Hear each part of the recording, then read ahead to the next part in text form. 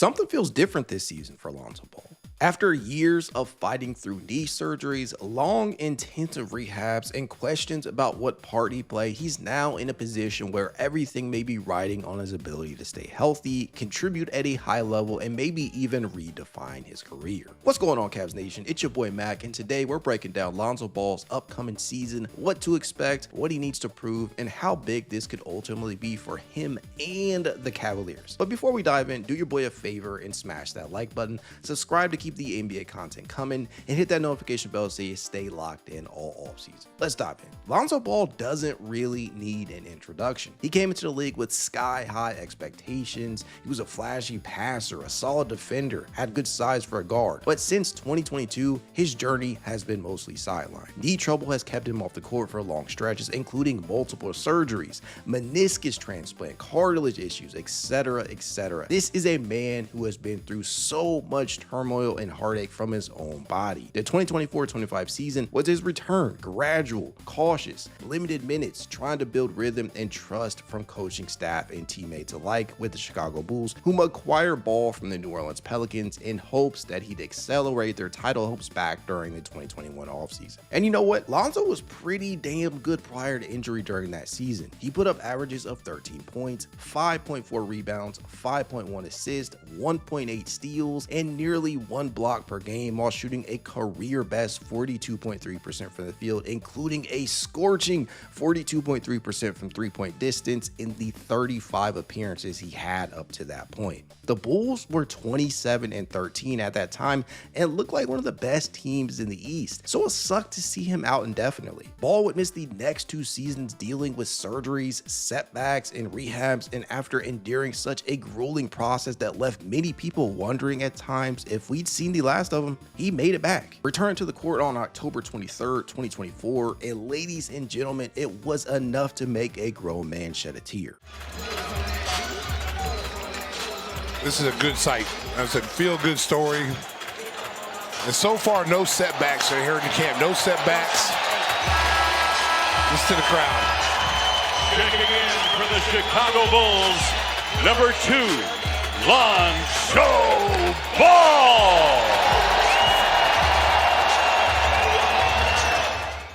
Lonzo would ultimately go on to average 7.6 points, 3.4 rebounds, 3.3 assists, and 1.3 steals for a much different Chicago Bulls team than when he had arrived. And though he managed to only suit up for 35 games before a sprained right wrist sidelined him, he still showcased much of that same talent that got into the league in the first place. And then a bombshell dropped. Lonzo was traded to the Cleveland Cavaliers. We have breaking news from the NBA where the Cleveland Cavaliers are acquiring Lonzo Ball in a trade with the Chicago Bulls. That's according to ESPN. The Cavs will be reportedly sending Okoro back to Chicago. Ball returned from a 2-year absence in the 2024-25 season, appearing in 35 games while averaging better than 7 points and 3 assists for the Bulls. Here's a look at the full trade details. A 1-for-1, as you see there. The Cavs receive Lonzo Ball as the Bulls receive Okoro. This was a big move for multiple reasons, obviously. They moved off of Okoro's contract, shedding $1 million in the process. They gave themselves a bit more flexibility in the process by taking on Lonzo's contract, which happens to have a team option for the 2026-27 season, so they can in fact move on if they don't like what they see during the 2025-26 season. They addressed the need for size in the backcourt as well as playable depth after the departure of Ty Jerome, and they brought in a player who might ultimately fit better in terms of playoff basketball than Jerome did. Health-wise, the good news is, for the first time in a while, it doesn't look like he's rehabbing anything major. He's focused on lower body, strength, stability as of right now. Now, purely in terms of role on this team, the question is, what role does he actually fill? I see Lonzo being a high-minute reserve guard, the 3rd guard off the bench, in fact, who can handle secondary ball handling and pick-and-roll duties, especially in spots where the starters need rest. And to be on the safe side, he probably won't be seeing high minutes immediately given the injury history. Just for extreme caution, There is even talks of holding him out of back-to-backs per Cavs insider Chris Fedor, who stated, "I know that the Cavs are having conversations as an organization about no back-to-backs for Lonzo Ball. If it's 3 games in 4 nights, be cognizant of that when it comes to Lonzo. If it's 5 and 7, be cognizant of that when it comes to Lonzo." So clearly, the organization is going to play it safe with a prized offseason acquisition, and rightfully so after what he's been through and what he cost them. If you watched him in those 35 games last year, a few things became apparent. His vision and passing remain top-notch, his defensive instincts and switchability are as sharp as ever, and if his three-point shot is reasonably consistent, he becomes an ultra-valuable 3-and-D type who can also facilitate, which is a very unique archetype in today's league. Someone who fans once thought Ben Simmons of all people could have been. I know that sounds crazy, but it's truer than not. From a statistical standpoint, realistic counting stats are going to be really hard to forecast for a player who the Cavs may indeed elect to load manage. It might look something like 7 to 10 points, 4 to 6 assists, and 3 to 5 rebounds, perhaps 1 to 2 steals, and about 20 to 25 minutes per game, depending on how fast Cleveland leans on him. Now, in my opinion, that sounds about right based on what we saw from him just last year. If things go well, you could expect more minutes and more impact thereafter during the regular season. Now, this acquisition isn't without some real big risks. First and foremost, durability. I think we all know that. Knee issues have been a persistent thing for Lonzo. If he pushes too hard, too early, there's risk of re-injury or setbacks, which is why they may manage him. Also, chemistry and system fit. He's no longer the primary ball handler everywhere. He'll need to adapt to playing off ball sometimes, defer, and find pockets to make his impact. The good news is that he is a more than willing 3-point shooter with a career average of 6.4 per game, with the bulk of those coming off the ball as catch and shoot attempts. Lonzo has routinely been around 19 to 20% in terms of usage rate. He might actually be in line to have an increased usage with Cleveland. For instance, Ty Jerome's usage rate was 24.7%, the highest of his career in his first real season with the Cavs. Will he fit well beside the likes of Darius, Garland, Donovan Mitchell, Sam Merrill, Max Strus, Craig Porter Jr. and company? I think so. And finally, expectations. Fans and media alike will want to see him bounce back, but it may take some time. The narrative could swing negatively if he doesn't immediately produce at a high level. So patience is going to be the name of the game here, especially with Ty Jerome no longer in town. Upside and what success could look like. If this works, Lonzo Ball may not only be an X factor, he could be the X factor. A bench spark, a glue player who picks up defensive stops, creates transition offense, pushes the pace, helps with secondary playmaking, and gives Don and Darius rest when needed. He could win over that locker room with hustle and leadership. And if his shooting returns to form, he could be an asset in playoff push rotations, and that's what this really boils down to. The Cavaliers did not make this move for the regular season. They did it with playoff basketball in mind. After being exposed by the extreme conditioning of the Indiana Pacers, Cleveland did not want to sit idly by not addressing a major need for the team. For Cleveland, he adds depth, he might allow rest for starters, offer different looks defensively, and he brings that positional versatility. In the right system, those kinds of players end up being difference makers in tight playoff series. One name that comes to mind for me is Alex Caruso. That's a player who I think Lonzo Ball could strive to be like in terms of impact. They don't have the same type of game, but Alex Caruso's impact on the game speaks volumes, and it's a big reason why he's loved everywhere he goes and why he's won 2 titles as a major player on those teams. They were teammates for a while, and if Lonzo ends up being anything like Caruso in 2025-26, the league better watch out. Predictions and scenarios. Here's what I believe we'll see from Lonzo. The best case scenario is that he plays anywhere between 25 to 28 minutes per game, averages anywhere between 9 to 12 points, 5 to 6 assists, and has solid shooting splits between 43 to 45% from the field, including 35 to 38% from 3-point distance. He stays healthy, gives Cleveland some steady production off the bench or spot starts, and helps them make major noise in the playoffs, or at the very least advance past the second round. The safe scenario or best bet here is that he averages around 18 to 22 minutes, 7 points, 3 rebounds, and 4 assists, has some games where he looks spectacular and others where he looks incredibly rusty. He's load managed and provides serviceable ball handling come the playoffs. The absolute worst case scenario here is that he has setbacks, injury snoozes, inconsistent impact, limited minutes, and struggles to get in a rhythm in a new role. But even then, this season would still matter for him just proving he can contribute and stay healthy once more. So there you have it. Lonzo Ball isn't just playing for another year, he's playing for something much bigger than that. Redemption. Proof that he can adapt and still impact the game on a high level. Whether Cleveland's system gives him a chance or whether his body cooperates will define the narrative here. I'll be watching how he moves, how he shoots, especially how he handles these back-to-back games and how he fits into Cleveland's rotations. If you're excited about Lonzo this year, hit that like button, subscribe if you want more Cavs season previews, and drop your thoughts in the comments below. What's your prediction for Lonzo's points per game this season? Will he be a gamble that pays off big or more of a steady role player? Thanks for watching, and I'll see you in the next video.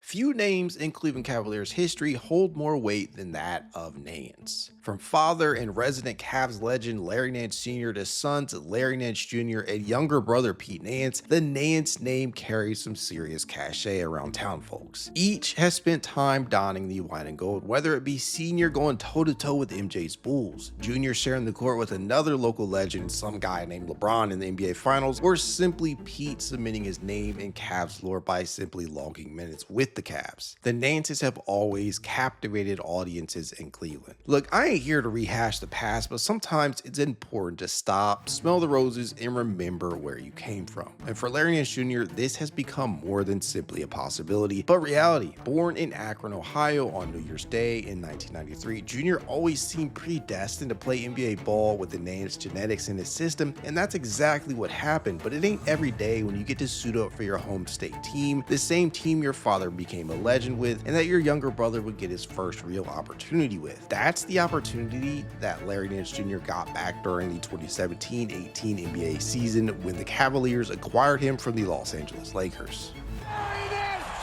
We know how the rest of the story played out. He spent the next 3.5 seasons with Cleveland before ultimately asking to be traded to a competitive team so that he may compete for a title. At the time, many fans were split, but me personally, I understood the decision. The Cavs were knee-deep in a rebuild, and Larry was already heading into his age 29 season and firmly entrenched into his athletic prime. No hard feelings. After all, his departure did allow for Lauri Markkanen to make his way to Cleveland, where he would re-establish himself and ultimately become a pivotal piece of the trade that brought all-NBA talent Donovan Mitchell to town. You see, this is all connected. I am a firm believer that almost everything happens for a reason, even if you don't know that reason at the time. So here we are 4 years later. Donovan Mitchell is still here, Lauri Markkanen is still in Utah, and Larry Nance Jr., well, the last few years of Larry Nance Jr.'s career have been about reinvention, adaptation, and finding ways to stay impactful. Now, he returns home for the 2025-26 season with something to prove. In this video, we'll break down what Larry brings to the Cavs this year, what has changed, what are the challenges, and what the upside could actually be. Stay tuned because this could be one of the most defining years of his career. But before we dive in, do your boy a favor and smash that like button, subscribe to keep the NBA content coming, and hit that notification bell so you stay locked in all offseason. Let's dive in. Fit and roll.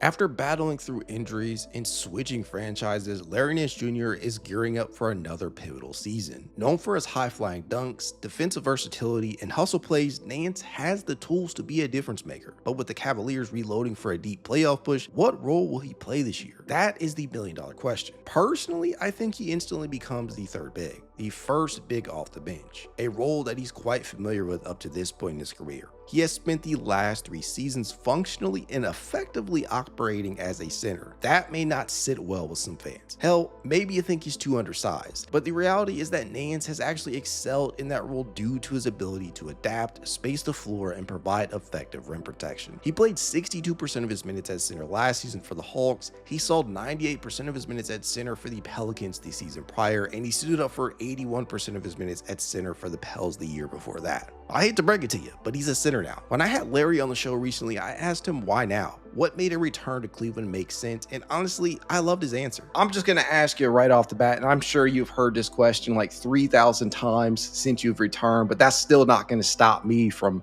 asking. And that's, Why Cleveland? Why the return now? Why did this make the most sense to you? I think I can provide some added physicality, some contrary to when I played here before. I can add some, perimeter shooting and stretch the court a little bit from the big position, which is, something the roster hasn't had in a good little bit. And, overall the fit to me just feels seamless. Junior fits like a glove on paper. He's right. The physicality, the rebounding, the leadership, and maybe most importantly, the spacing that he provides will give head coach Kenny Atkinson a lot of lineup versatility moving forward. He clearly believes his skill set can help stretch the floor and complement the dominant front court duo of Evan Mobley and Jarrett Allen quite well, and honestly, I agree. That is why having him operate as the team's true third big and backup center makes sense. Junior shot a white-hot 44.7% from three-point distance last year with the Hawks. He led all centers in that area last year in limited action. His 1.4 triples per game were 18th most among centers last season and 5th among reserve bigs. He was that good.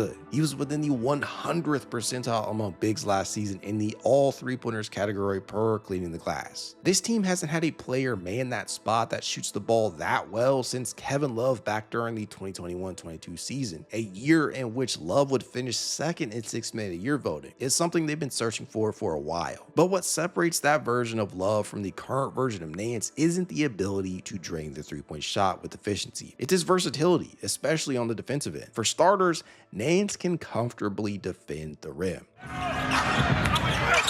Koulibaly blocked. Nance got that one.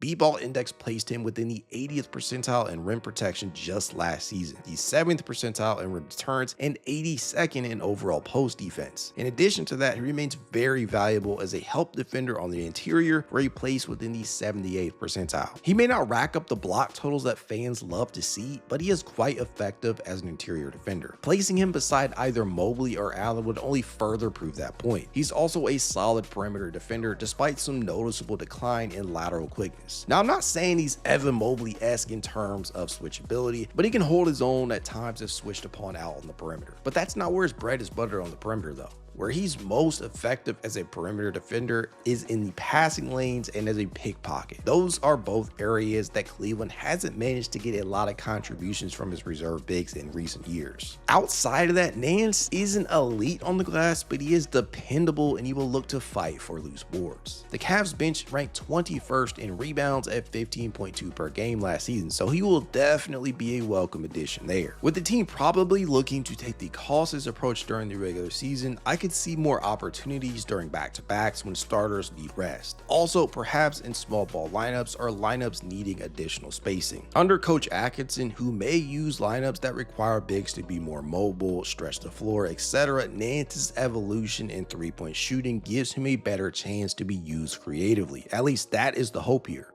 Opportunities and challenges.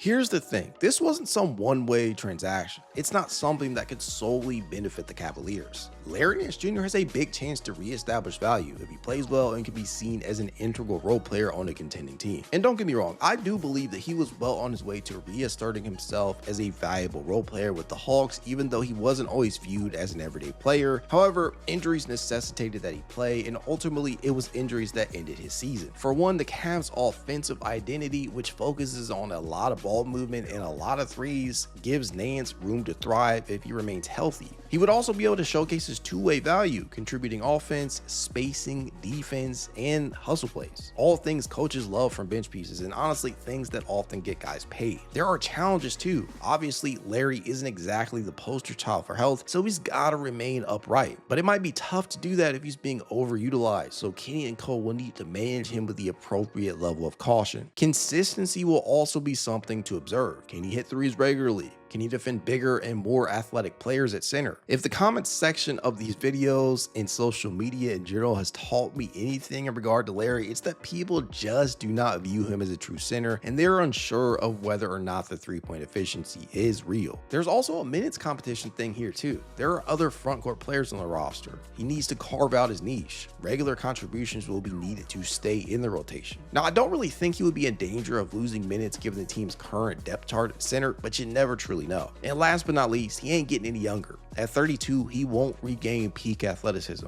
He'll have to adjust and become even more reliant on positioning, IQ, and craft. Projections.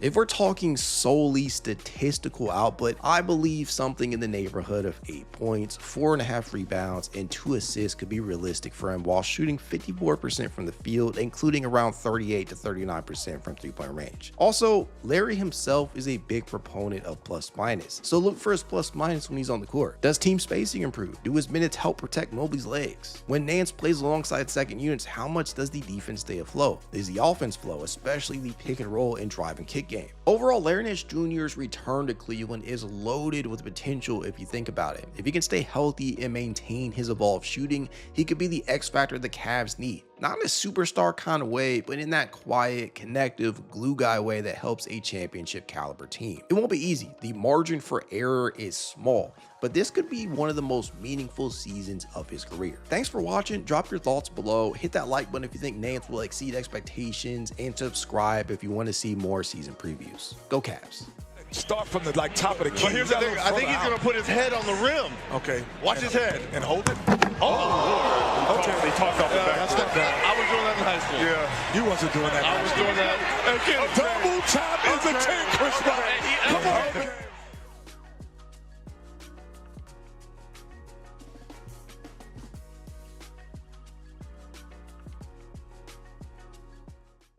It's been quite the ride thus far for Craig Porter Jr., who went from being an undrafted rookie to contributing early on due to injuries and then having to slide back into a deep reserve role for a Cleveland Cavaliers team that has been pretty stacked at guard since he entered the NBA. A tough spot to be in for a young player that has shown he can be impactful when given time consistently. When is it CPJ's turn? That is the million-dollar question. With Ty Jerome departing for Memphis and Darius Garland possibly sidelined to begin the season, Porter Jr. might have his clearest path towards minutes since his rookie season. The problem is, with newly acquired Lonzo Ball primed to take on the lion's share of the backup point guard duties, where does CPJ fit in? An interesting predicament. Today, we're breaking down what to expect from Craig Porter Jr. in the upcoming 2025-26 NBA season, his role, his growth, and how he can impact the Cavs' playoff push. But before we dive into the details and preview the upcoming season for CPJ, do your boy a favor and smash that like button, subscribe to keep the NBA content coming, and hit that notification bell so you stay locked in all offseason. Let's dive in.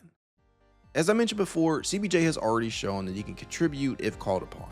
That much is clear. We saw it as soon as his rookie season, where Porter displayed a great deal of poise and a certain intensity that's not always the norm among rookies, let alone rookie guard. He was raw in specific areas, but he appeared ahead of schedule in others. In his first real action against the New York Knicks and just his second career appearance, Porter showcased his intriguing skill set, slashing to the rim with an aggressiveness typically reserved for the likes of Donovan Mitchell. He cut to the basket, displayed his off-ball movement and willingness to operate off the ball. He navigated screens and played the passing lanes like a vet. He showed his athleticism by projecting shots. It felt like he did a little bit of everything out there. Very reminiscent of the player who led his team in points, rebounds, assists, steals, and blocks, becoming the first player in the history of Wichita State to do so in one season. It was that versatility that led to Cleveland's reported interest in him and them working him out. Except there was one pretty glaring omission: the three-point shot. CPJ appeared far too uncomfortable taking the perimeter shot than a guard should ever be. Don't get me wrong, no one doubted that he was capable of knocking down that shot.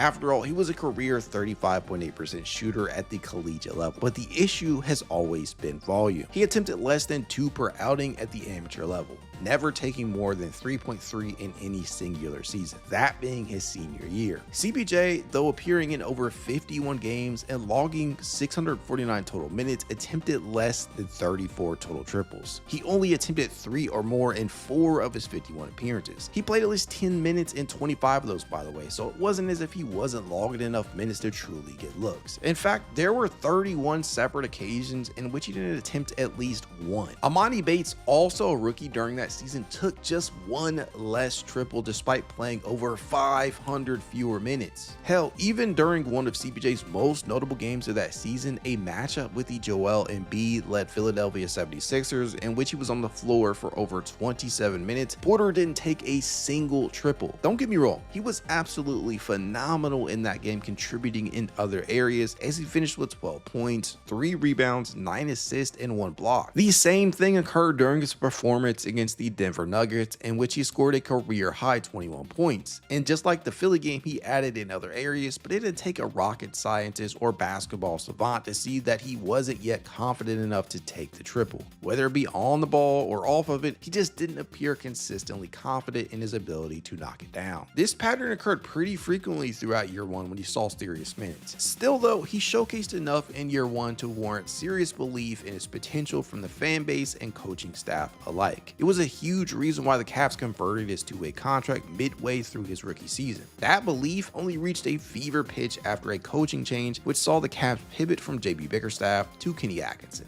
The thought process was that players like CPJ, who did well in a quicker pace, would thrive in an up-tempo offense. The problem was the Cavs couldn't afford him the same level of opportunities that he received in year one due to the team being at full strength. Darius, Garland, and Donovan Mitchell were ready to go, and Ty Jerome, perhaps CPJ's most direct competitor for minutes, was ready to hit the ground running after playing like the MVP of September. This, in addition to an up-and-down performance in the 2024 Summer League, in which he put up averages of 13 points, 4.3 rebounds, and 4 assists, while completing a very underwhelming 39.4% of his field goals, including an icy 21.4% from three-point distance. All these things pointed to Porter very likely being third on the depth chart at point guard during the regular season, and you know what? That's basically exactly what happened. Porter once again suited up in 51 games, but he played fewer minutes, and as a result saw a decrease nearly across the board in nearly every statistical category. But two things in specific that he did manage to improve in were his three-point percentage and his three-point volume. He attempted 48 on the season and knocked down 21, roughly 43.8%. Nothing otherworldly, but definitely a step in the right direction. Those 48 attempts accounted for over 1/3 of his overall field goal attempts. However, one interesting caveat to that is that 30 of those 48 attempts came on the ball as he pulled up, knocking down 43.3%. And while he did manage to convert on 44.4% of his catch and shoot looks from distance,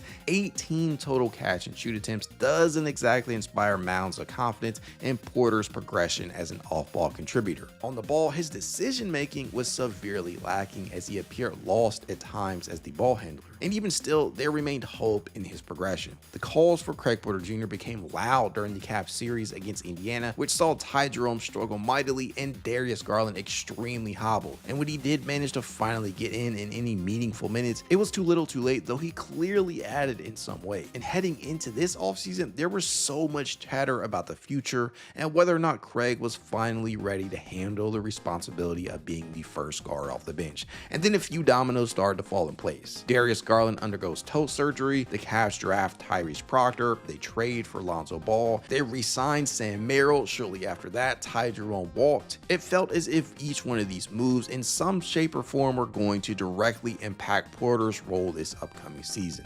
The cherry on top was Porter's hamstring injury, which sidelined him for all but one game during the 2025-26 Summer League. Just when the hopes of him getting meaningful minutes during the 2025-26 regular season seemed dashed, it was announced that Max Strus would be joining Darius Garland on the shelf, opening up more minutes, and an opportunity for the third-year guard seemed even more possible. This is where Craig and the Cavs find themselves, trying to sort out the best course of action for the backup point guard role. And there was no shortage of question marks in regard to whether or not he could do this. There was an article that came out around Summer League that didn't exactly paint CPJ in the best light. Per Terry Pluto of Cleveland.com, the Cavs are also working with Craig Porter Jr. to raise the level of his intensity and work ethic. Another Cavs source told me that Porter's dedication, quote, was okay, but he needs to become one of those first in the gym, last to leave guys if he wants to push for more playing time, end quote. On the surface, that doesn't offer the best glimpse into his preparation, but I read it more as CPJ just needs to separate himself from the pack if he wants to play consistently in a stat backcourt rather than his intensity and work ethic. The reality of the situation is this: if Porter wants to be an everyday player, the Cavs need to see strides in his ability to knock down the three-point shot. He needs to be able to, at the very least, keep defenses honest from the perimeter. If he cannot do that, his utility, despite his elite athleticism, takes a big hit considering his lack of positional versatility. versatility. I mean, sure, you can trot him out there at both guard spots as the Cavs have, but if he can't knock down the open three, he becomes another Isaac Okoro-esque non-factor offensively without the ball in his hands. The Cavs' current depth at point guard, combined with these moves they've made as well as the injuries they have sustained, have made forecasting or predicting the type of season he will have incredibly difficult. He's not only battling with Lonzo Ball for guard duties, but he's going to have to hold off the likes of Tyrese Proctor and Jaylon Tyson in the back end of the rotation. Honestly, I see a lot of hurdles for him, especially once the Cavs return to full strength. However, I want to believe in his ability to finally take that next step, so my prediction is that CBJ will earn a spot early on as the 4th guard in the rotation and the 9th man overall. Lonzo Ball's injury management in the eventual return of both Garland and Strus will push him to 11th or 12th man by midseason though.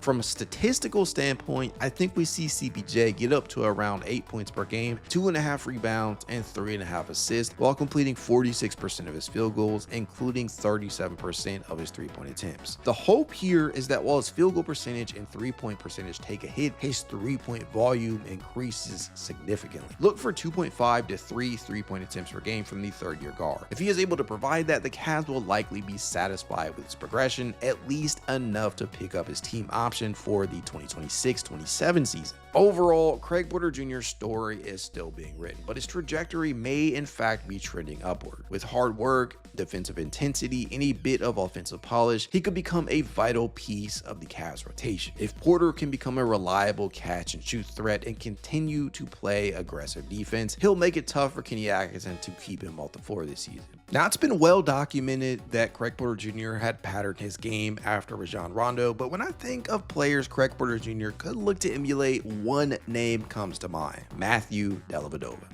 There were a lot of things I see in CPJ that I once saw in Delly, and it must be noted that while their journeys are similar, their playing styles are surprisingly different. Delly built his reputation as a defensive pest. He wasn't the most athletic player, but he fought through screens, took charges, and never backed down. Offensively, he was more of a spot-up shooter and secondary playmaker, perfect alongside LeBron James during the Cavs' final runs at times. Craig Porter Jr. on the other hand thrives with the ball in his hands. He's got a smooth pull-up biddy, solid court vision, and can create his own shot, something Dellavedova rarely did.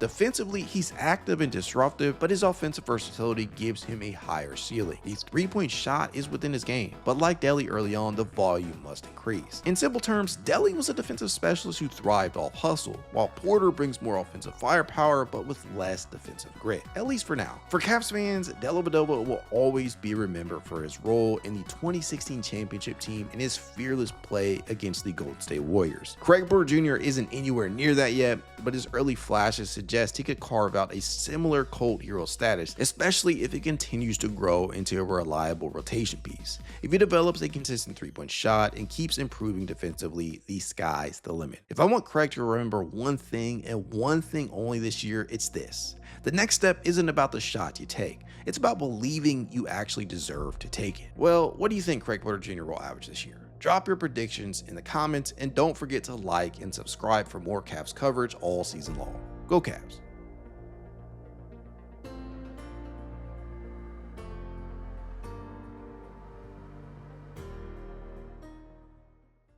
Thomas Bryant, a name that may not always be in the spotlight, but one with a unique blend of experience, effort, and upside. In this video, we'll break down what to expect from him in 2025-26, his role, his strengths, challenges, and what he can bring to his new team, the Cleveland Cavaliers. Let's get into it. But before we do your boy a favor and smash that like button, subscribe to keep the NBA content coming, and hit that notification bell so you stay locked in all season. Let's dive in. First, a bit of context. Bryant is a well-traveled player. He has already suited up for a number of franchises, including the Los Angeles Lakers, Washington Wizards, Denver Nuggets, the Miami Heat, and most recently the Indiana Pacers. He actually won a title with the Denver Nuggets back in 2023 and spent a few minutes here and there on the floor for the Pacers in this year's finals matchup with the eventual champion OKC Thunder. He actually began the 2024-25 season with the Miami Heat before being traded mid-season to the Pacers. Blazers. With Indiana, he carved out a backup big role behind Miles Turner, showing flashes when called upon. One game in particular that sticks out to me was Game 6 of the Eastern Conference Finals, where he had 11 points and made 3 3-pointers in 13 minutes. Bryant's performance proved crucial after Miles Turner picked up his 4th foul, forcing the team to turn to him in a key stretch. It's that type of thing that fans should be excited for Bryant to bring to the table.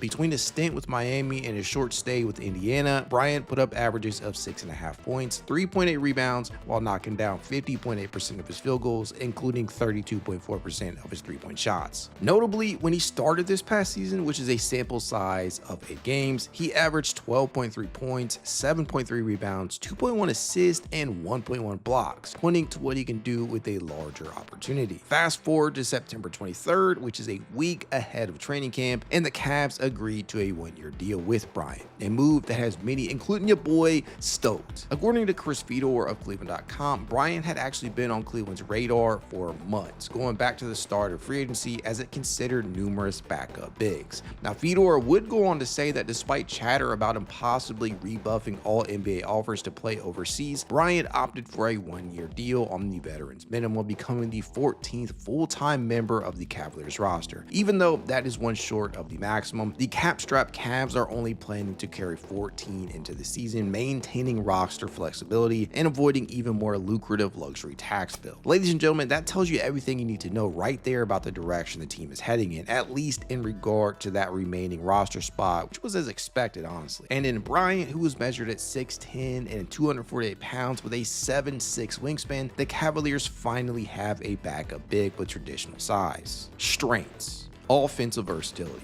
As covered in my initial video about Bryant, one of the most intriguing skills that he brings to the table is his knack for knocking down the 3-ball. Bryant's ability to stretch the floor at the 5 can be a valuable asset. Now, don't get it twisted. He isn't exactly a sharpshooter, but he is comfortable enough to take that shot. The volume may leave a little bit to be desired, but I do indeed buy the viability of it. During the course of the 2024-25 campaign, Bryant managed to drill 48 triples, the most of any season in his 8-year career. Now, again, it wasn't the most efficient season, considering he would finish with a 3-point percentage of 32.4% between Miami and Indy, but one thing does tend to stick out, and that was his ability to knock down the corner tray. You would expect his percentage to be even higher than it is. That was his first made 3. McConnell splits it, gets to the lane, finds Bryant. That one's good. He completed 41.5% of his quarter triples, going 22 of 53 in the process. And what's even better than that is that he managed to carry that efficiency into the playoffs. He drilled 7 of 11, or rather 63.6% of his attempts from the left and right hand corners combined, the most efficient of any reserve center in postseason play. It's all catch and shoot at that, so he would be a dependable drive and kick option from their center position, thus opening the floor just a bit more for all. B-ball index placed him within the 68th percentile in catch and shoot 3-point shooting talent. And when you watch the film, you can see that he has demonstrated proficiency in pick and pop situations, which would complement the Cavaliers' offensive schemes, considering they are very pick and roll heavy. They just love their basketball as Thomas Bryant knocks down a 3. Motor. Thomas Bryant has always been known for his relentless energy. He runs the floor well and is an effective rim runner, an attractive skill for any big to have in Cleveland. His hustle plays and offensive rebounding can, in fact, provide the Cavaliers with second chance opportunities. He went 84 of 125, or rather 67.2% from the restricted area, 59 of which when he came off the bench, 19th most among reserve centers. Now, obviously, this is not prime Tristan Thompson on the offensive glass, but he is also a very solid offensive rebounder in his own right. He pulled down 83 total offensive rebounds this year alone, more than any Cleveland reserve managed to, and by a pretty wide margin. 64 of those were contested, which lets you know he ain't afraid to go in there and mix it up a bit. Bryant actually had the 6th best contested offensive rebound percentage in basketball among players, with at least 50. Having that type of talent off the bench could be beneficial, especially as it pertains to generating those second chance opportunities. B-ball index graded him pretty highly, as you can see. 84th in offensive rebounds per 75 possessions, 95th in putback scoring impact per 75 possessions, the 93rd percentile in putbacks per 75 possessions, and the 68th percentile in offensive rebounding conversion skill. Interior defense. While Thomas Bryant may not be very switchable, he is quite an effective interior defender. This past season for Miami and Indiana, he placed within the 93rd percentile in rim protection, the 84th in post defense, the 96th in rim disruption, which is a value capturing talent disrupting at the rim, factoring in frequency and disruption of shots at the rim and quality of players defended. And in addition to that, he placed within the 88th percentile in help defense talent and has actually been effective against the screen, particularly picking up the ball handler while in containment. As such, he is placed within the 92nd percentile in screener mobile defense. Drivers always need to be aware of his presence. He will not rack up hefty block totals, but he can and does get up there to reject shots. And Mitchell, Mobley with a right hand knocked away by Bryant. Challenges. There are definitely challenges and hurdles too. First of which is a limited margin for error. With a non-guaranteed deal, his chances depend heavily on impact and limited minutes. And speaking of minutes, there will be a competition for those. He must outperform other backups and carve out a rotation spot. Here's the thing. With Evan Mobley, Jarrett Allen, Larry Nance Jr., DeAndre Hunter, and even Dean Wade all vying for minutes in a suddenly deep front court, Bryant is likely the odd man out most nights. He will have to carve out a role doing whatever is asked of him, mostly in reserve or blowout minutes at first, whether that be space on the floor or providing an intimidating interior presence defensively. Consistency. While flashes of perimeter spacing are good, game-to-game reliability probably matters more to Cleveland, especially for a deep reserve who may be called upon when the starters need rest, especially on back-to-backs. And last but not least, health, which is probably the most important of all. Bryant's career has been marred by injuries, including an ACL tear back in 2021. His availability and durability remain concerns at this point in his career. But on the bright side, it's not like you'd be asking Bryant to suit up every game. This will limit his exposure to possible injury, so I really wouldn't worry too much about this one. Role. Let's be frank, Bryant is likely to be a deep reserve big behind Evan Mobley, Jarrett Allen, and Larry Nance Jr. at the center position. Now I can hear the collective groans and sighs from you guys about Nance at the 5, but the reality is that they probably are going to prefer his versatility out there to begin the season. That makes a statistical prediction kind of tough, but here's my projection for Bryant's 2025-26 season. I think he appears in over 60 games, mostly due to blowouts. In terms of a stat line, I think he'll average around 5.3 points and 3.4 rebounds per game while posting a career high in field goal percentage due to the good looks he'll get. Let's say 66.4% from the field, including 36% from three-point range. He'll get the occasional double-digit scoring game when starting or playing extended minutes, especially if the Cavaliers end up load managing during the season. I think he'll be a glue guy in the back end of the regular season rotation who will provide solid depth, keep the bench stable, and be ready in spot duty. And I'm also going to predict that Bryant will indeed be called upon during the playoffs at some point for a particular matchup, whether that be against the likes of his former teammate Miles Turner over in Milwaukee, Wendell Carter Jr. over in Atlanta, or Mitchell Robinson in New York. And what I will say is that his addition gives Kenny Atkinson some crazy levels of versatility in this lineup. For real, if Cleveland wants, they can go through a lot of size at teams. I am already imagining the silliness of size-based lineups like Lonzo Ball, Jaylon Tyson, DeAndre Hunter, Evan Mobley, and Thomas Bryant. There are just so many possibilities. Something else that I would consider valuable is that this is a guy who has 23 games of postseason experience under his belt. More experience towards the back end of your bench is never a bad thing. Ultimately, if all goes well, he could swing from being a role filler to a valuable 8 to 10 minutes per game contributor. And if things don't click, his non-guaranteed status could make him vulnerable to roster changes mid-season. Thomas Bryant's 2025-26 season is one of opportunity. With a fresh team in Cleveland and a one-year deal, it's a make or prove kind of year. He has shown glimpses of what he can do when given the green light. Now it's about consistency, fit, and seizing the moment. If you enjoyed this breakdown, smash that like button, subscribe for more NBA previews, and drop your predictions in the comments. What kind of season will Thomas Bryant have? Thanks for watching, and as always, go Cavs. Indiana has led by as many as 12. They were up 6 at halftime. Mobley extends, and Bryant gets him at the rim.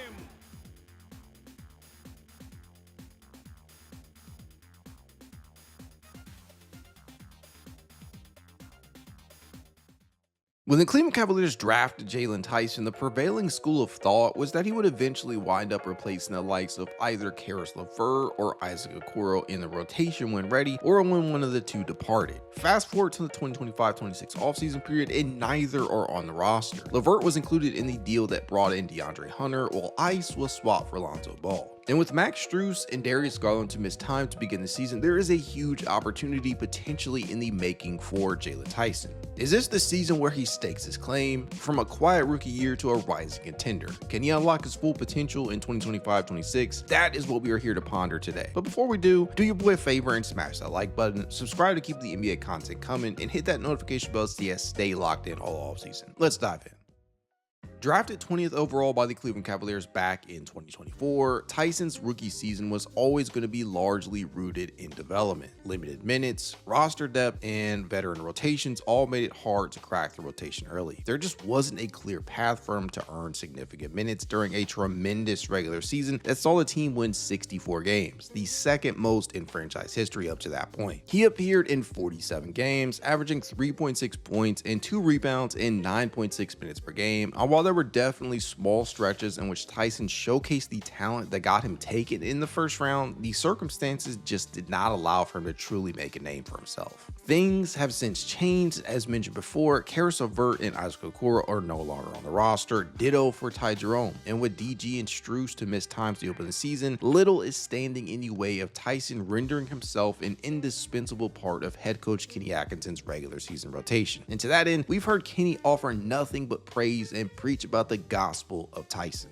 My gut says Jaylon Tyson is going to be a real contributor on this team. There are guys that want to make the league, they are trying hard, and they are practicing hard, and then there are guys who are desperate to make it. I'll put Jaylon Tyson in that unique group. He just lives and breathes it. He lives and breathes basketball. He gets after it every day. He's like a 10-year vet. He gets all the things we need him to do to get better. He's desperate. We need him. Those are all direct quotes from Atkinson himself from just this past summer, many of them at Summer League. Whether you believe that is simply a case of what we call coach speak, one thing is clear. Kenny Atkinson clearly sees something in Tyson and has earned his belief. It's up to Tyson to reward Atkinson for his belief in him on the hardwood though.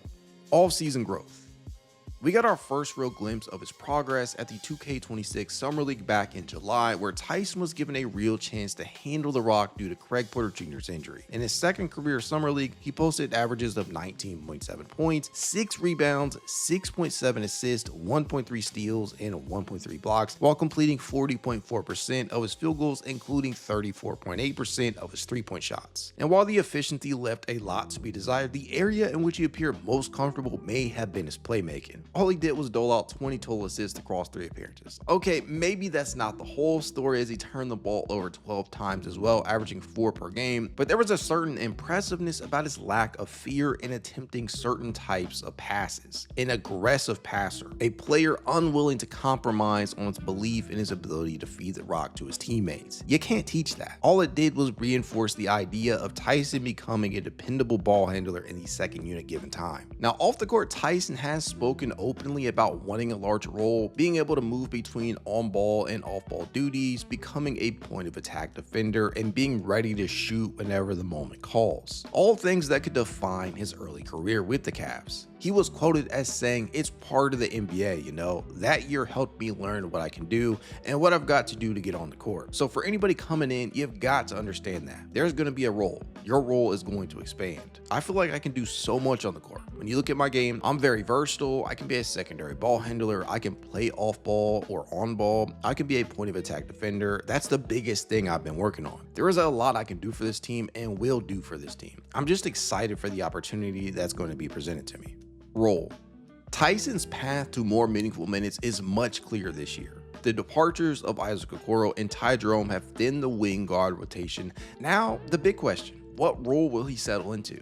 He could be a high usage creator off the bench, an off-ball spot-up threat, or a hybrid 3-and-D wing. As of right now, the Cavs don't have a surefire bench scorer if they elect to start DeAndre Hunter, so there may be a wide open role in doing just that. Tyson must truly figure out which role he is best suited for and which skill set to build his house of opportunities upon. We know that he was a reliable off-ball contributor in his early college years, but while with California for his senior season, he became a lead ball handler who was a reliable creator. I think think the questions that most Cavs fans, including myself, are asking themselves are, can he once again transition to being an off-ball catch-and-shoot threat who was able to provide game-to-game impact without necessarily scoring or having the ball in his hands at times? Or is Tyson going to experience a leap and become a reliable ball handler who can carry some of the offensive load as a reserve? Upon watching the film, one will likely notice that Tyson has a slow jumper that makes it far too easy for defenders to close out on him. If he is to take a step forward in terms of off-ball shot making, he is likely to have to speed up his jumper, as being able to cash more triples at a more efficient clip will only grant him additional opportunities to crack the rotation full time. Also, the sophomore wing should actually be able to provide additional impact on the glass, where he actually popped in limited action, especially on the offensive glass. He graded very highly in this area. Per B-Ball Index, he was within the 96th percentile in offensive rebound and crashing skill, the 81st percentile in offensive rebounds per 75 possessions, the 87th in offensive rebounding conversion skill, and the 76th percentile in offensive rebounding talent. The film tends to illustrate these in the form of putback layups and dunks, as this young man can often be seen trailing the player taking the shot in an effort to clean things up should the shot attempt fail.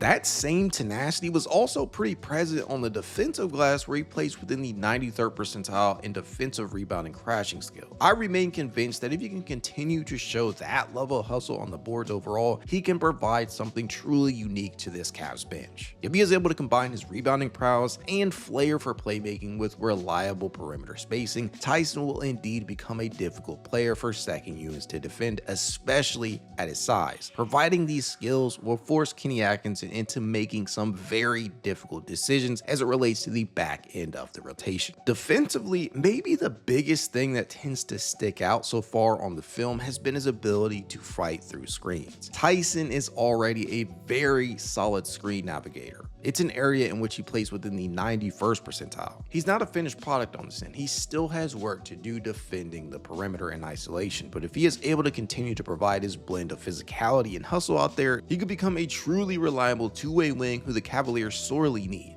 Predictions. These are the things I am going to be watching very closely this season as it relates to Tyson. Number 1, shooting evolution. Can his three-point shot mechanics improve? Will he knock down the three ball on an efficient clip, say around 38 to 40%? Will he become a true catch and shoot threat that draws enough gravity that it necessitates defenders pay attention? Keep in mind, he shot just 17 of 53, or rather 32.1% on catch and shoot opportunities last season. His progress in that area will be worth tracking throughout the year. Number 2, playmaking versus scoring balance. Will he be a creator or a secondary scorer? This intrigues me a lot because the loss of Ty Jerome combined with the addition of Lonzo Ball could mean that the balance could be subject to constant shifting depending upon the lineups. Will he be counted on to provide more in the realm of scoring or the realm of playmaking? Number 3, defensive consistency. Can he hold his ground versus wings, guard the perimeter, and provide high-level defensive versatility? These are areas in which Isaac Okoro provided a good amount of value most of the time. If Tyson is to assume much of those duties, this comes with the territory and could be a way for him to separate himself from the proverbial pack. Number 4, moments to shine. Injuries, whether it be a member of the core or rotation and or blowout games, might give him extended looks. Can he make the most of them, especially during back-to-backs? Tyson had his moments last year where he added value in a pinch, but when he's given long run, how will he respond? How will he contribute? We've heard a lot from various parties about his potential and his all-season development, but without knowing his role, it's pretty hard to predict a stat line, but I choose to believe that he'll carve out a rotation role at least during the regular season beginning this year. As such, I predict that he'll post averages of 8.9 points, 3.8 rebounds, and 3.2 assists this season while completing roughly 45.2% of his field goals, including a much improved three-point percentage of 37.6%. If all goes right, Tyson could evolve into a valuable 8th or 9th man, or even occasional spot starter, someone who brings energy, two-way versatility, and affordable production. If not, he risks being stuck as a role player with limited upside. And with little in the way of assets, the Cavs kind of need him to pan out, as there's a strong emphasis on internal growth around this team. It's one of the only paths forward for a team in this situation amidst the current CBA. This is the season where promise meets opportunity for Jaylon Tyson. Will he break out or remain in developmental mode? Let me know in the comments where you think he'll land. And if you like this preview, hit that like button, subscribe, and ring the bell so you don't miss Tyson's early season performances. Thanks for watching, and as always, go Cavs. Seen Jenny Busick over there on that Indiana bench. He's a star here in Cleveland as Tyson goes. Mercy! Jaylon Tyson with a vicious fly.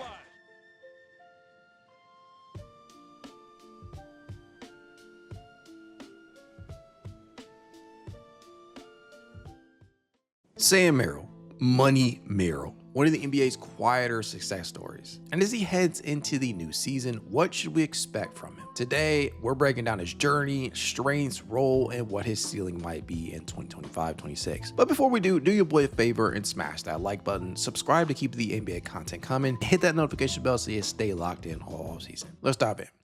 Let's start with the backstory.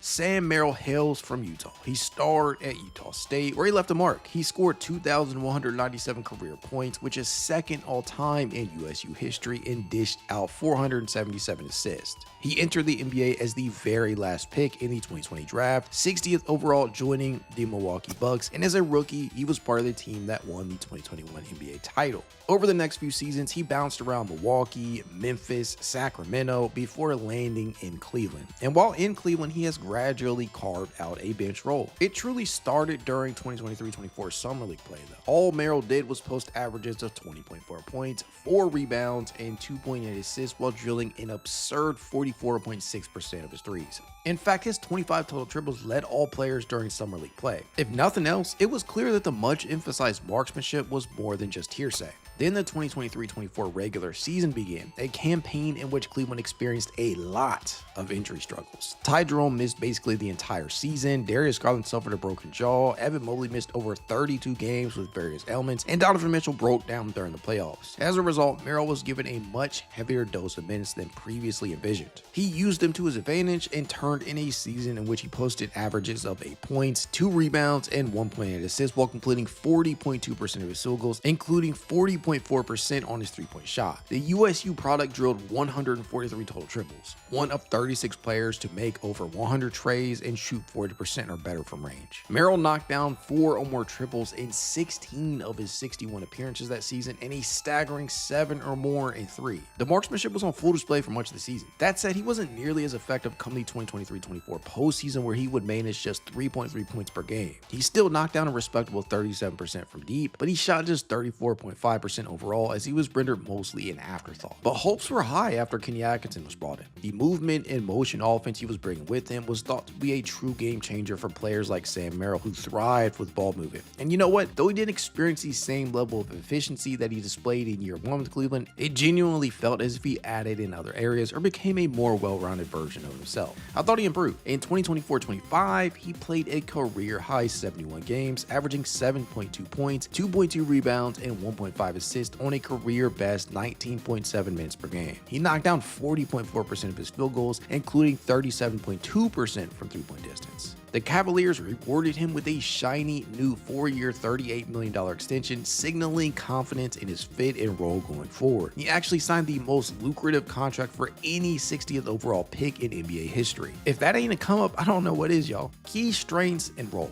If Merrill has proven anything, it's that he's a versatile piece. That said, let's start with his biggest strength. He can relieve pressure off of primary scorers by simply extending the defense, not only with the shot making, but the sheer threat of it itself. His gravity is a weapon. He was one of just 13 reserves to can 100 or more triples last season. He plays within the 81st percentile in off-ball gravity and the 79th in three-point shooting talent. This is a player who defenses know they have to respect on a nightly basis, even if he isn't knocking them down. Just the possibility of him drilling it makes it so that he always has someone eyeing him. What makes him so dangerous is his catch and shoot prowess. And though he wasn't as efficient with these looks as he was in 2023-24, completing 38.2% of them, 117 of his 137 total triples were of the catch and shoot variety. He had the 11th most catch and shoot trays among reserves. Just absolute sniping. As such, he plays within the 93rd percentile in catch and shoot three-point shooting talent. He can hit them from the left corner, the right corner, the slots, or above the break. The one thing that we really hadn't seen consistently is Merrill pulling up on folks. Just 20 pull-up triples last season for him and on bad efficiency at that, just 32.3%. But the reality here is that Merrill has never truly been counted on to create for himself at the NBA level. That might be about to change to a degree, and we'll talk about that shortly, but as of now, I can live with him being more of an off-ball threat. And with that in mind, off-ball movement. Sam Merrill's ability to pick spots make him a low-risk lightning spark off the bench. He completed 72% of his limited attempts around the rim. That placed within the 83rd percentile among wings per cleaning glass. He doesn't really attack the rim with dribble penetration, but rather timely cuts to the basket off of well-placed feeds. One of my favorite sequences to see on the court is a Sam Merrill off-screen action in which Sam cuts to the rim for a very makeable shot attempt or layup. Kenny Atkinson and company have been really creative in how they get him open. A lot of secondary actions led to Merrill being freed up enough to bolt to the basket.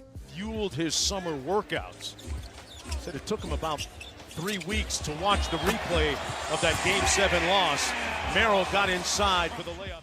He placed within the 98th percentile in off-ball screen frequency percentage, meaning that there was a large portion of scoring possessions used on off-ball screen attempts as it relates to Merrill's scoring. He's got an elusiveness to him that few players on this roster have and can get into his shot in a moment's notice coming off of a screen. As a result, he finished with 51 total points off of off-screen actions this season for the Cavs, the most on the team. Merrill has actually proven to be one of the best on the roster at moving without the rock in his hands.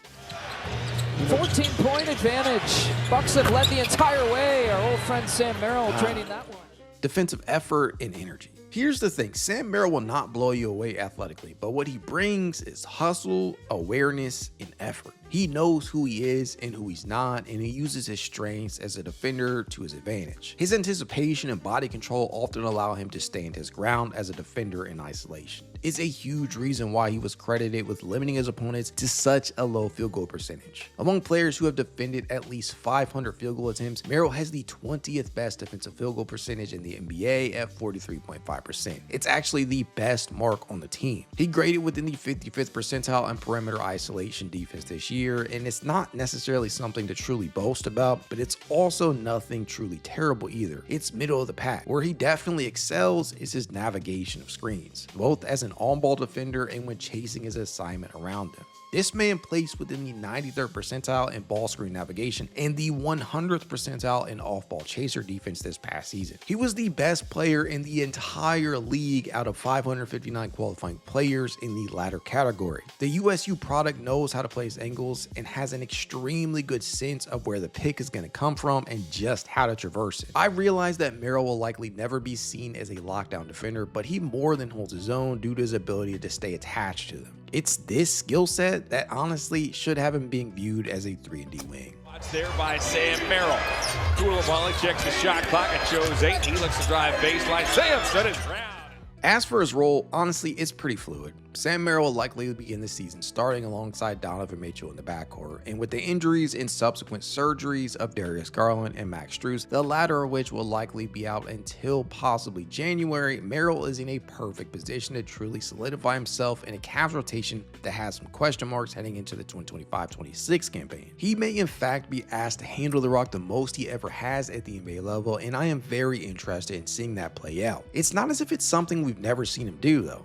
He finished his collegiate career with an average of 3.6 assists per game and the Mountain West Conference's 13th most total assists with 477 helpers. Last season, he graded fairly well in a limited capacity in regard to playmaking, as you can see. But honestly, I think that what we could actually see with more on-ball reps is more on-ball creation for himself, an area that he hasn't truly been asked to provide since college. It's one thing to create for yourself at the amateur level, but self-starting at the NBA level is something entirely different. Now, I don't expect him to become this on-ball threat all of a sudden, but it will be interesting nevertheless to see what he can provide. Without two of the Cavs' top 6 ball handlers in the early going, Merrill's ability to bring the ball up the floor or handle is going to be something worth keeping an eye on. And for a player who has never had a usage rate higher than 16.7%, this could be just the opportunity he needs to showcase just how diverse his skill set has become. I definitely wanted to diversify who I am offensively. And it's not going to change a whole lot. Like, I'm still going to shoot a bunch of threes. It's what I'm paid to do, right? But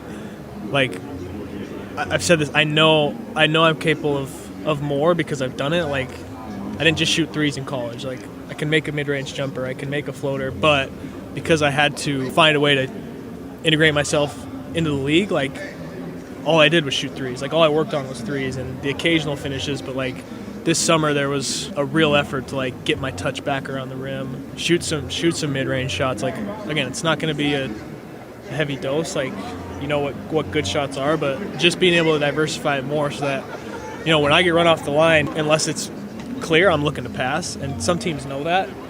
The coaching staff has given me the freedom, like, hey, if there's a, like, shoot it. Like, go shoot a floater. It's okay. Like, you don't have to make every single one.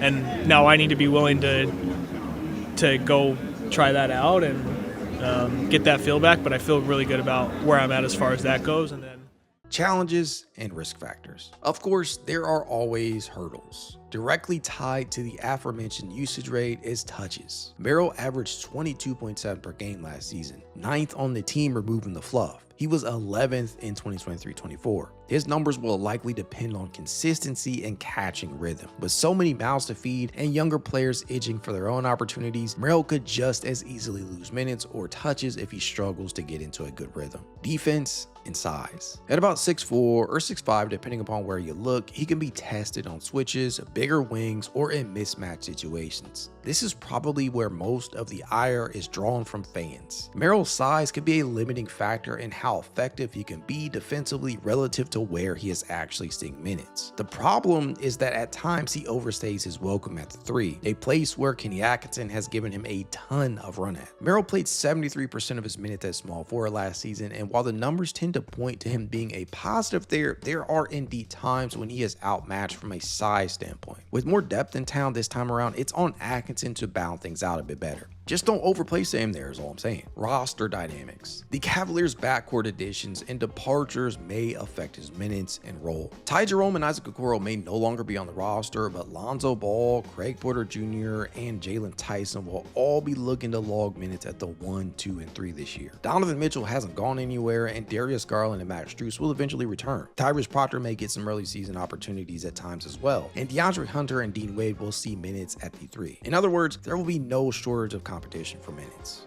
Potential breakout? Here's what I'll be watching for this season. Number 1, consistency in shooting splits. If he can hit anywhere between 37 to 39% from 3 again while keeping efficiency, he's gold, especially if it's coming on higher volume. Number 2, spot up versus off-screen movement.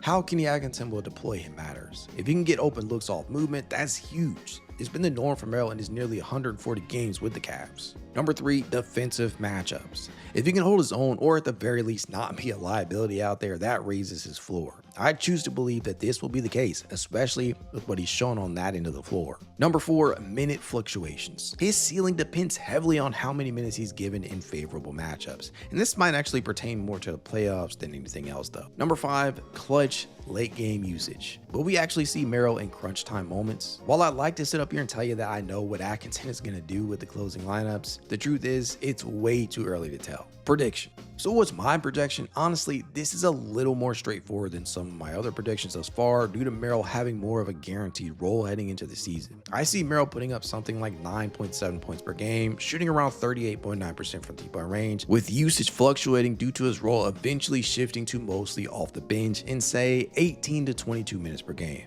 If everything clicks, he could have a stretch where he becomes fully recognized as one of the league's most dangerous 3-and-D bench pieces and one of the best value contracts in basketball. For fans, keep an eye on him. He may not be a headliner, but he's the kind of glue piece that quietly boosts the team's spacing, shooting, and depth. Let me know in the comments where you think he'll land. If you like this preview, hit like, subscribe, and ring the bell so you don't miss Merrill's early season performances. Thanks for watching, and as always, go Cavs.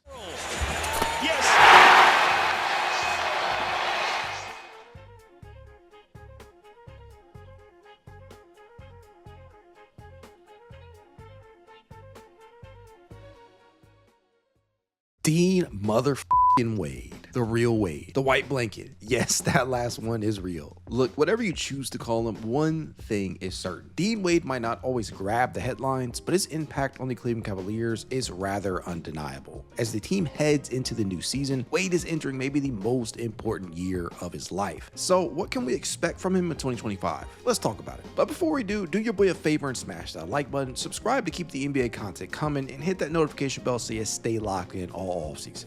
let's dive in. For those unaware, Dean Jackson Wade is entering year 7. I know, right? Crazy how time flies. In the span of nearly 6 calendar years, Wade has developed into one of the most coveted types of archetypes in the entire NBA. He's gone from a fringe NBA player who joined the Cavaliers as a two-way signing to a valuable 3-and-D wing, a testament to the developmental processes that the Cavaliers have in place. The Kansas State product has carefully crafted a reputation for being one of the NBA's premier wing stoppers. While he is often overlooked in conversations centered around the best wing defenders in basketball, real ones know how impactful he can be on that end of the floor. I know it, the Cavs know it, and other teams know it. That much is clear. The advanced stats paint a crystal clear image of how valuable his presence is as well. Moreover, Wade is an NBA data scientist's wet dream. Last season, Cleveland morphed into an elite team whenever he was in the game. Lineups that included Wade outscored opponents by 11 points, which was in the 93rd percentile, with a massive offensive rating of 122.5, which placed within the 93rd percentile as well. Those groupings fielded a defensive rating of 111.4 within the 79th percentile. Now keep in mind, that's a sample size of over 2,534 possessions. When he wasn't on the floor, the Cavs outscored opponents by 9.2 points and had an offensive rating of 122.6 within the 89th and 93rd percentiles respectively, meaning that while they maintained efficiency, they scored 1.8 fewer points with them off of it. The real difference is on the other end though, where the defensive rating rose to 113.4, all the way down to 65th percentile. All of this to say, the Cavs did indeed function more smoothly with him on the floor. Strengths. When it comes to Dean Wade, there are really 3 things that tend to stick out, one more than the others. Let's start with the most glossed over of the 3 though, rebounding. To the average or casual viewer, a player who averages a career 3.5 rebounds per game might be easy to write off as a bad rebounder, but for Wade, this is simply not the case. He is by no means elite, but he does hustle, shows solid effort, and positions himself quite well. As such, he ended the 2024-25 regular season with a 14.7% defensive rebounding percentage. That was within the 78th percentile per Cleveland Glass. He posted respectable grades on both ends of the floor as it pertains to the rebounding, as you can see. He gives it his all. Floor spacing. Having a big forward who can knock down the open triple is such a great thing. Said player can open the driving lanes for ball handlers while hypothetically generating gravity and wreaking havoc as a reliable catch and shoot threat from the corners or above the break. Here's the deal. Dean Wade has proven to be a respectable shooter from 3-point range. He holds a career 3-point percentage of 36.8% from beyond the arc on over 910 career attempts, and even managed to come close to cracking that 40% barrier back during the 2023-24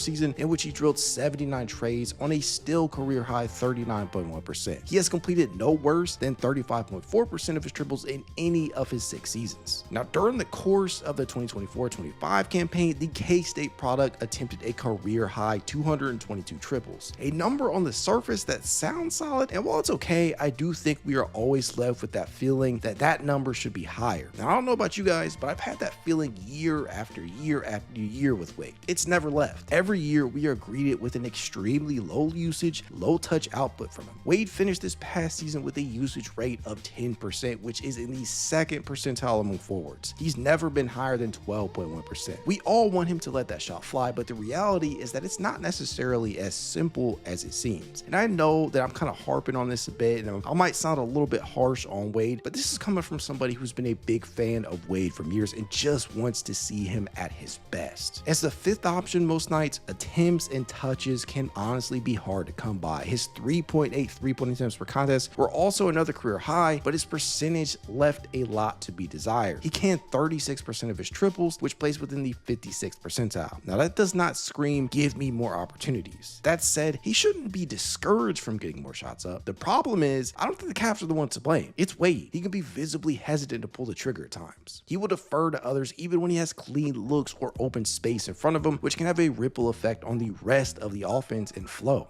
If Donovan Mitchell, Darius Garland, Lonzo Ball, Craig Porter Jr., Jaylon Tyson, Evan Mobley, or anyone else for that matter drives the ball effectively and Wade has the space to pull, he's got to pull. All of that said, shooting remains one of the positives with Dean. If he can consistently and confidently pull the trigger, he makes the Cavaliers that much more dangerous.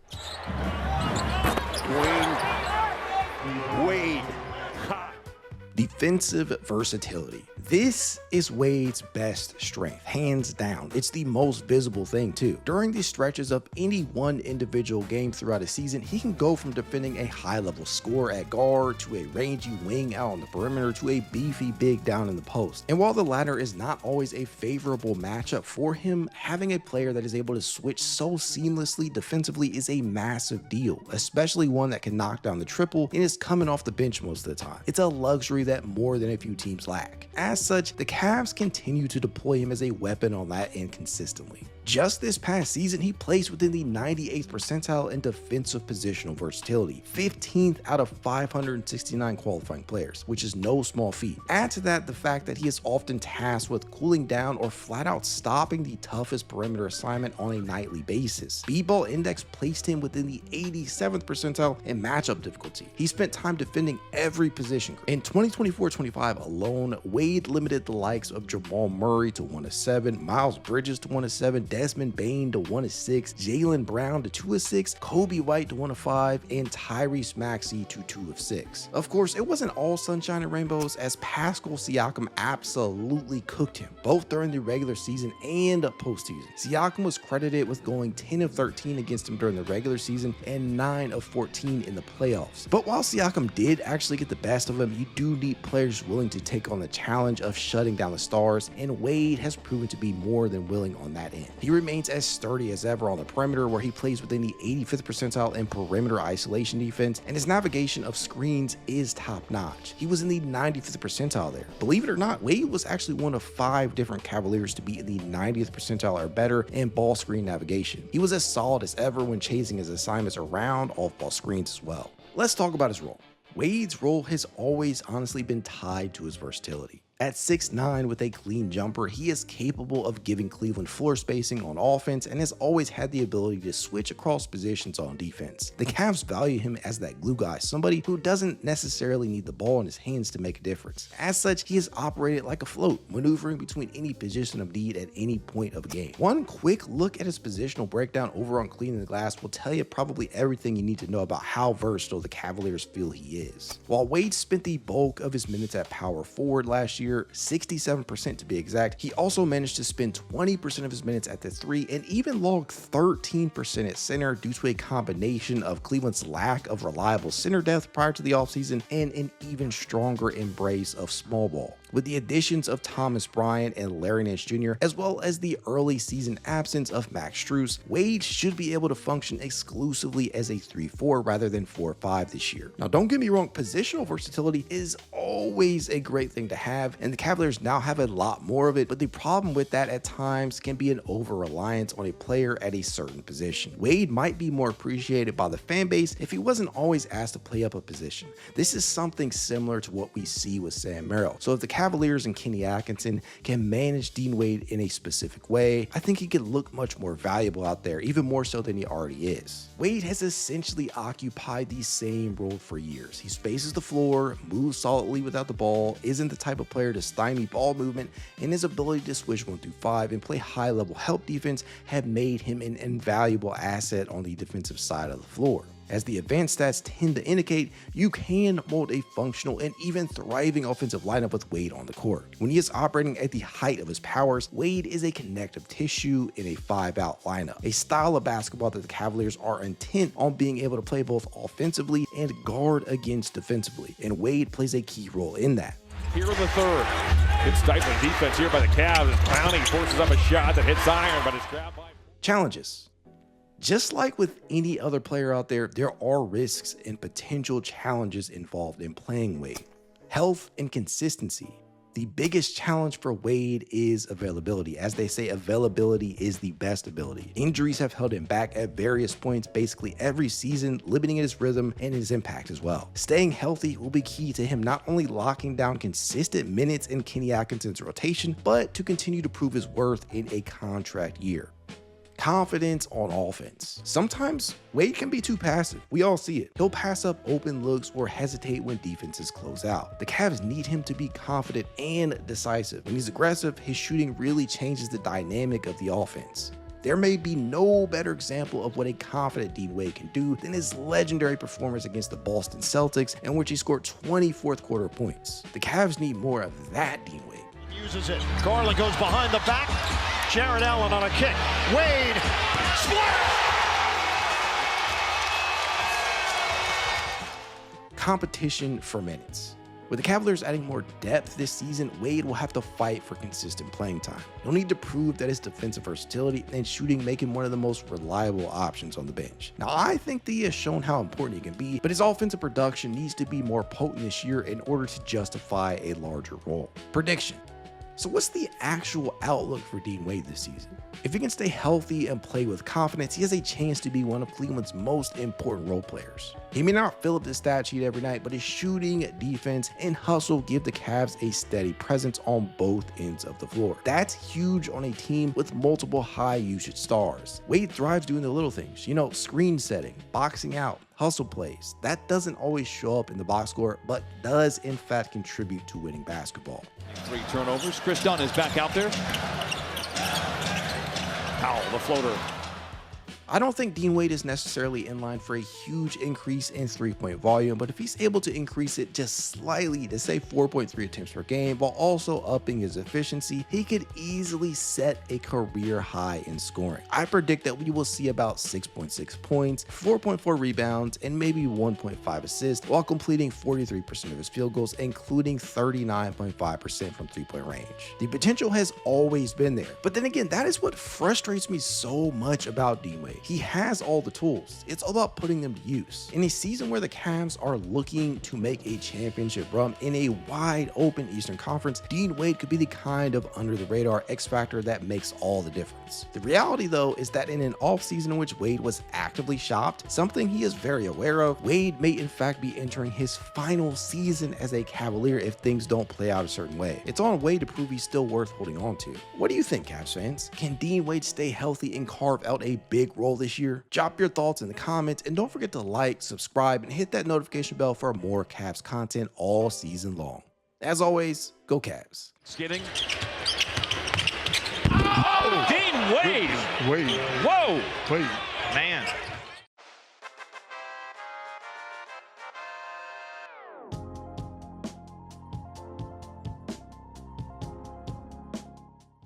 From Duke standout to NBA hopeful, this season many eyes will be on Tyrese Proctor, Cleveland's 2025 second-round selection. Can he carve out a role on a stacked Cavaliers roster? Today we break down his strengths, challenges, and potential impact in year one. But before we do your boy a favor and smash that like button, subscribe to keep the NBA content coming, and hit that notification bell so you stay locked in all offseason. Let's dive in. Background and profile. First, the basics. A little bit of background on the youngster just in case you've been living under a rock or something. Tyrese Proctor is a 6'5" combo guard who hails from Australia. He played 3 seasons at Duke, where in his junior season he averaged 12.4 points, 3 rebounds, and 2.2 assists, shooting 45.2% overall and 40.5% on three-pointers. The Aussie was named 3rd team All-ACC this past season and had previously earned All-ACC All-Freshman Team honors back in 2023. He actually led Duke with 89 made three-pointers during the course of the 2024-25 campaign, and he aided Duke in capturing 2 ACC tournament titles in his college career.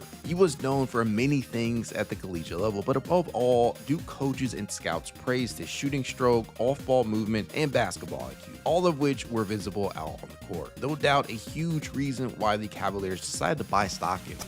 Strengths. Let's talk about what the rookie excels at. His strengths. And right up at the top is the skill that more than likely got him drafted 49th overall in the first place. Perimeter shooting. His marksmanship. His ability to drain the perimeter shot. Proctor has an extremely smooth release and should be able to get his shot off with relative ease at the NBA level. His calling card will most likely be his off-ball movement and shot making, which directly led to him being a menace as a catch and shooter. As mentioned before, he drilled 40.5% of his triples on great volume at roughly 5.8 attempts per game in his final season at Duke. His 89 triples were the 3rd most in the ACC. You've already seen how impactful of a perimeter shot he can be thanks thanks to his time at this year's NBA Summer League, where he knocked down 3 or more triples in 3 of his 4 appearances. Now, it wasn't the most efficient showing, as he posted averages of 17.2 points and 3.8 assists while shooting just 36.1% from the field, including 29.4% from distance overall, but clearly this is a young prospect that can scorch the twine, especially in the right scenario. Proctor profiles more as an off-ball guard to begin his NBA career, and I do believe that is exactly how Cleveland could choose to use him early on. Now, I must admit, when he was drafted, I felt that he would be a Sam Merrill replacement potentially, but that thought process was soon dashed as Merrill was re-signed and Ty Jerome was let go. But the beauty in his addition is that instead of being thrown into the proverbial fire and being asked to contribute to a championship contending team, Proctor will have the opportunity to be brought along slowly and carefully. They will make use of his ability to knock down the perimeter shot in due time, perhaps even earlier than expected. Look, I am trying extremely hard not to overreact, but Tyrese Proctor balled out and looked every bit worth the pick the Cavaliers used to select him against the Chicago Bulls. He ran the floor, he showed flashes of on-ball creation with multiple pull-up triples, he made timely reads in the passing game, even hitting Luke Travers for a beautiful cut to the basket. He hit shots off screen action. The man just looked the part of an NBA role player. Even part of Rick Carlisle's rotation down the stretch. Boy, Playmaking and basketball IQ. Tyrese Proctor will never likely be a floor general. That just isn't his style of play, but he can operate as a secondary ball handler for his teams. He has a solid understanding of what is going on around him, can reliably operate as the initiator in the pick and roll game, shows a solid level of floor vision, and makes decisive and timely reads with the ball in his hands without dribbling the air out of the ball. He was pretty judicious with the rock. Proctor is rarely seen forcing the issue and typically makes smart, low-risk decisions that are within the flow of the offense. These were all massive reasons why he was able to turn in a career 2.33 assist to turnover ratio. He finished the 2024-25 season with 85 total helpers across 38 appearances. And while I do not expect him to be a higher volume secondary creator at the pro level, I could absolutely see him functioning as a Max Strus level ball handler out there. He's just a connective tissue. Defensive effort. I'll cut to the chase. At least defensively speaking, Tyrese Proctor is not likely to earn all defensive honors anytime soon, but he does profile as a solid perimeter defender at the NBA level. On paper, at least. He is indeed a long-arm defender who tends to play with heart, hustle, and effort when defending on ball or chasing his assignments off of it. He was measured at around 6'5" and sports a wingspan of 6'7.25, 20th among the 37 guards that were measured at the NBA Draft Combine. Not exceptional, but still pretty solid given his size. He uses that size and wingspan to contest shots and clog the passing lanes. He has actually proven to be more effective against wings and larger guards rather than against quick, shifty ball handlers. This likely means that from a matchup standpoint, we could see him defending 2s and 3s rather than point guards. Very similar to what we see from our very own Sam Merrill. Weaknesses. At rim finishing. Upon watching a solid amount of film on Proctor, one of the things that becomes apparent rather quickly is that he is a below average rim finisher. At least he was at the college level. He struggled to finish through contact around the rim. Simply put, he is a below rim player despite his solid height. The Duke product just doesn't have that burst needed to create separation at the point of attack and therefore doesn't explode at the basket. He's far more finesse than pure power in terms of driving the basketball. Per synergy, he managed to only make 49.3% of his layups in his final season at Duke. That said, he did showcase an ability to finish things out in transition at the Summer League level and against the Chicago Bulls. This will continue to be an area to keep an eye on. He's going to have to rely more on craftiness rather than sheer athleticism. And speaking of that, athleticism, this goes hand in hand with my previous statement. He doesn't have burst, lacks top tier speed and first step quickness, and just doesn't have the level of vertical pop needed to collapse a defense inside with dribble drives. It's probably what ends up affecting his finishing the most. This lack of athleticism shows itself on the other end of the court as well. While he tends to hold up well in terms of team defense, the lack of burst means that he cannot reliably recover against smaller, quicker guards most of the time and just doesn't offer much in regard to disruption on this end. Roll.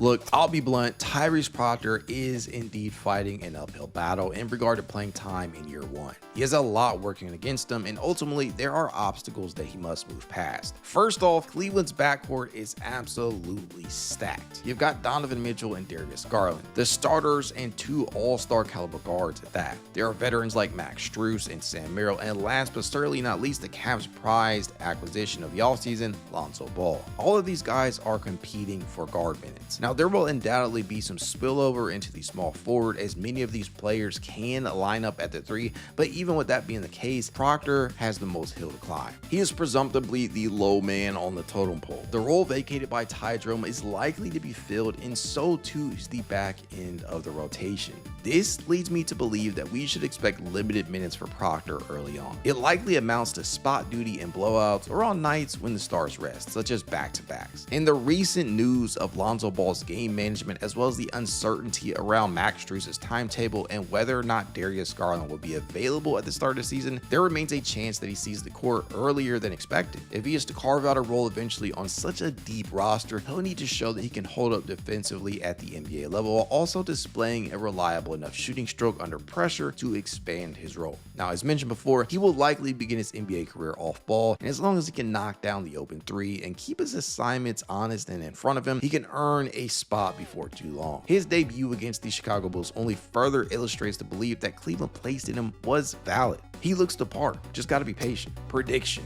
So what is a realistic outlook for Tyrese Proctor heading into the 2025-26 season?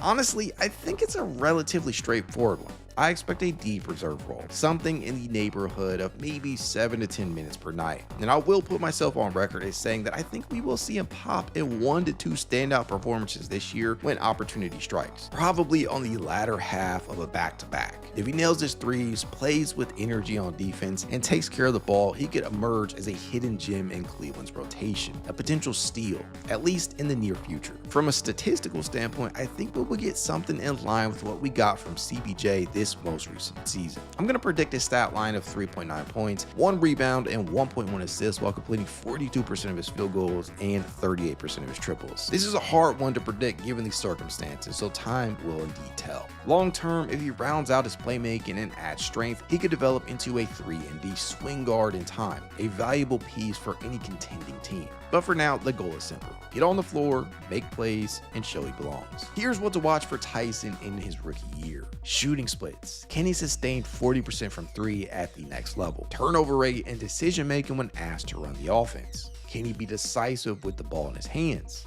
Defensive matchups. Will he be trusted with tougher assignments, especially at the 1 and 2 as opposed to the 2 and 3? His performance in what we call spotlight games when starters rest. Those moments could define how much time he gets during his rookie season. What do you think, Cavs fans? Can Tyrese Proctor carve out a bigger role in his rookie season? Drop your thoughts in the comments below, and don't forget to like, subscribe, and hit that notification bell for more Cavs content all season long.